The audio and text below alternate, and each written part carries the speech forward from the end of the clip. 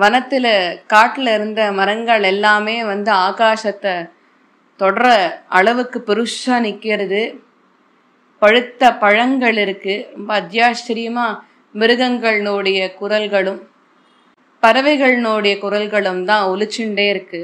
பஞ்சவட்டி சீதையை ரொம்ப ஈர்த்துடுத்து. அகஸ்தியர் சொன்னதை போல லக்ஷ்மணன் ராமருடைய ஆக்னைக்கு ஏற்ப ஒரு குட்டில் கற்றார்.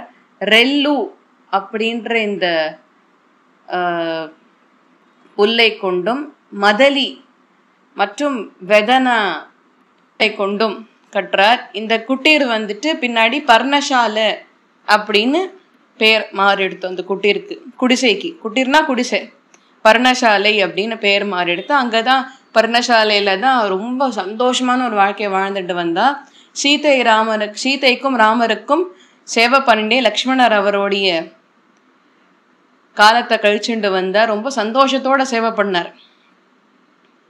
அந்த சமயத்துல நடந்தது பத்ரா அப்படின்ற ஒரு பெரிய பக்தர். அவருடைய தபஸ்னால இந்த இடத்துக்கு பத்ராத்ரி அப்படின்ற பெயர் ஏற்பட்டது. பத்ர அப்படின்னு பின்னாடி பத்ரானோட கதையே பின்னாடி பத்ராச்சல ராமாயணா அப்படின்னு வந்தது.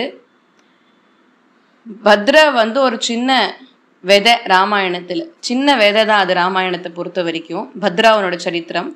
வேதவியாசர் ஒரு பெரிய மகரிஷி.